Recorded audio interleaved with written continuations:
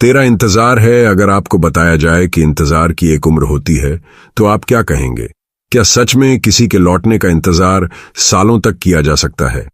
क्या प्रेम कभी वक्त के साथ फीका पड़ता है या फिर और गहरा हो जाता है? यही सवाल निशा के मन में उमड़ घुमड़ रहे थे जब उसकी जिंदगी ने उसे एक बार फिर उसी मोड़ पर लाकर खड़ा कर दिया जहां से उसने इंतजार की शुरुआत की थी। सर्दियों की हल्की धूप में निशा अपनी बालकनी में बैठी थी। उसके हाथों में एक पुरानी डायरी थी जिसके पन्नों में बीते लम्हों की महक अभी भी ताजा थी। हर शब्द, हर लाइन जैसे उसे अतीत में खींच ले जाती। निशा, तुम्हें पता है ना, मैं हमेशा तुम्हारा इंतजार करूंगा। ये शब्द पढ़ते ही उसकी आंखों में नमी आ गई। रोहन ने उससे ये बात कई साल पहले कही थी जब वे दोनों एक दूसरे से बिछड़ रहे थे। परिस्थितियां उनके खिलाफ थीं, लेकिन मोहब्बत, वो तो हमेशा उनके दिलों में थी। उनकी पहली मुलाकात कॉलेज की लाइब्रेरी में हुई थी। किताबों से घिरी निशा को देखकर रोहन मुस्कुराया था। इतनी किताबें पढ़ोगी तो जिंदगी जीने का वक्त कब मिलेगा? निशा ने आंखें तरेर कर उसे देखा था, लेकिन फिर दोनों की बातचीत एक दोस्ती में बदल गई और धीरे धीरे वह दोस्ती प्यार का रंग लेने लगी।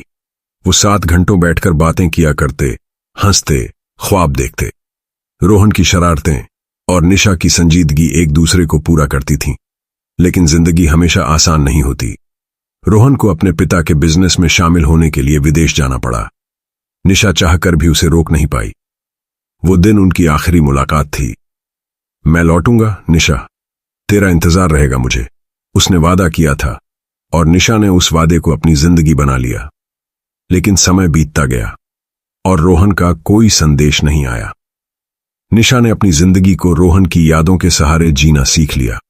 हर सुबह वह उसकी तस्वीर देखकर दिन की शुरुआत करती और हर रात उसकी आखिरी बातें दोहराकर सोती। वह अपने मन को यही समझाती कि रोहन अपने वादे से पीछे नहीं हट सकता।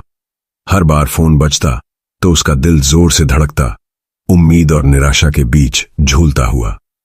समय के साथ उसने खुद को किताबों और लेखन में डुबो दिया। उसने अपने इमोशंस को कहानियों का रूप देना शुरू कर दिया। शायद यही उसका तरीका था अपने दर्द को सहने का। लेकिन उसके दिल में एक सवाल हमेशा बना रहा, क्या रोहन भी उसका इंतजार कर रहा होगा? आज इतने सालों बाद जब निशा ने अपना फोन उठाया तो एक अनजान नंबर से एक मैसेज आया था। निशा, तेरा इंतजार खत्म हुआ, मैं लौट आया हूं। अगर अब भी तुम्हारी आंखों में वही इंतजार है तो एक बार मिल लो। उसका दिल जोरों से धड़क उठा। उसने कई बार उस मैसेज को पढ़ा, यह सुनिश्चित करने के लिए कि यह कोई सपना नहीं था। क्या वह अपने इंतजार को अंजाम तक पहुंचाएगी या फिर यह प्यार एक अधूरी कहानी ही रहेगा? बालकनी से बाहर देखते हुए निशा ने अपने आंसू पोंछे और मुस्कुरा दी। इंतजार का अंत हो सकता था अगर वह हिम्मत जुटा पाती, लेकिन क्या वह तैयार थी उस अधूरे प्यार को पूरा करने के लिए? कुछ पलों तक वह असमंजस में रही, लेकिन फिर उसने फोन उठाया और नंबर डायल किया।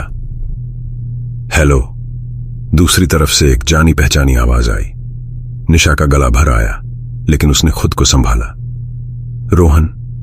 हाँ निशा, मैं वापस आ गया हूं, तुमसे मिलने का वादा जो किया था। उसकी आंखों में आंसू आ गए, लेकिन इस बार ये आंसू दर्द के नहीं बल्कि राहत के थे। मिलते हैं, उसने धीरे से कहा और फोन काट दिया। सालों के इंतजार के बाद निशा ने अपने दिल को सुना और पहला कदम बढ़ा दिया। प्यार अधूरा नहीं रहेगा, अब नहीं। क्या आपको लगता है कि निशा का फैसला सही था? क्या सालों बाद मिले प्यार को एक नया मौका देना चाहिए?